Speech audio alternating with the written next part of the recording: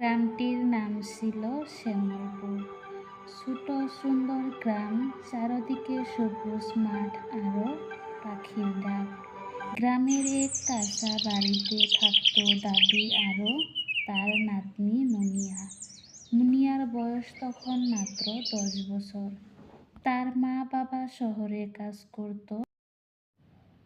দাদি খুব সাধারণ মানুষ ছিলেন। মাথায় সাদা চুল, মুখে সবসময় শান্ত হাসি। সকালে উঠে তিনি ঘর ঝাড়ু দিতেন, তুলসী গাছে পানি দিতেন আর গরুর জন্য খের কেটে দিতেন। আরও গরুটির খুব যত্ন নিতেন। মুনিয়া দাদির পেছন পেছন ঘুরত।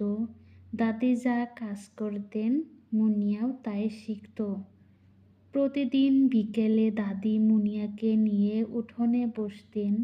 তখন দাদি গল্প বলতেন, গ্রামের পুরনো দিনের গল্প, রাজা রানীর কথা আরও কখনো নিজের ছোটবেলার কথা। মুনিয়া মন দিয়ে সব শুনত। আরও মুনিয়া মনে মনে ভাবতে থাকলেন, দাদি কখনো ভয় পায় না, দাদির এত সাহস কেন? তখন দাদিকে বললেন, দাদি তোমার এত সাহস কেন? তুমি কখনো ভয় পাও না? তখন দাদি বললেন, ভয় তো আসে রে, কিন্তু সাহস থাকলে ভয় পালিয়ে যায়। হঠাৎ একদিন গ্রামের পাশে বড় ঝড় এলো। আকাশ কালো হয়ে গেল, ঘাস ভেঙে পড়ল। তারপরে মুনিয়া দাদিমায়ের আঁচল ধরে কাঁপতে লাগলো। আরও ওদিকে বিদ্যুৎ চমকাচ্ছিল, বজ্রপাত হচ্ছিল। সেই দেখে মুনিয়া ভয় পেয়ে গেল।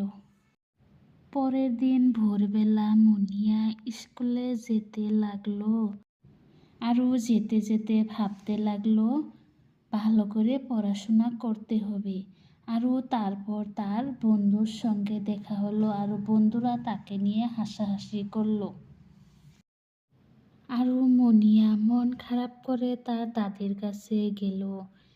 গিয়ে বলল, দাদি আজকে আমি স্কুলে থেকে বাড়ির দিকে আসার সময় আমার বন্ধুরা আমাকে নিয়ে বড় হাসাহাসি করলো। আরও সেই কথা শুনে আমার মনটা আজকে ভালো নাই দাদি। তখন দাদি বলল, মানুষের কথা শুনতে নেই। তোর মন খারাপ থাকলে আমার কি ভালো লাগে? তখন মুনিয়া হাসতে হাসতে দাদিকে বলল, তুমি আমার শক্তি দাদি। গল্পটির থেকে শিখা গেল, ভালোবাসা আর সাহস থাকলে জীবন সুন্দর হয়।